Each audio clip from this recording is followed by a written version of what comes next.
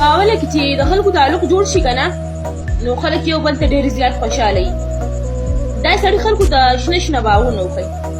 زما ته ډېره زیاته خوښوي او د په تا کې دا چل دی او په تا کې هغه چل دی. ملګرو دا ویډیو تاسو کتلی شئ دا جینۍ هغه نن خپل خاوند په دې وجه باندې وجلې ده چې دی به د ټیک ټاک ویډیو هغه جوړولي. د دې کوم تعلق چې دی هغه د سوات سیمې خوازخیلې سره دی. که تاسو وګورئ په ټیک ټاک باندې د دې ویډیو سرچ کوئ نو مختلف قسمه داسې ویډیو جوړې کړلي، یعنې د خفګان یا د داسې پریشانۍ په صورتحال کې چې کوم دی هغه ده.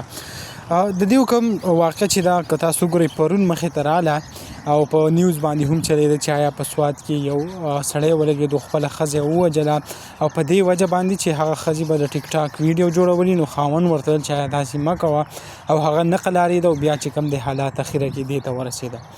دا که موږ وګورو که نه نن سبا زموږ د پښتنو په خاوره باندې دا کار چې دی هغه ډېر زیات سیوا شوی دی او که موږ وګورو داسې په ښه خاندانونو کې هم خلک راپاڅېدلي دي او د ټیک ټاک کوم ویډیو ډانسونه او لیپسینګ هر قسمه ویډیو چې دي هغه جوړوي.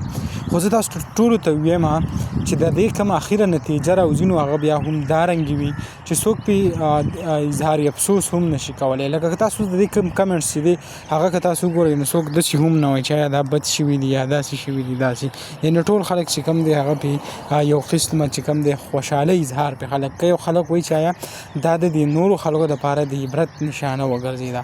بس الله تعالی دې په موږ رحم وکړي او الله تعالی دې موږ د دې فتنو نه په امان کړي.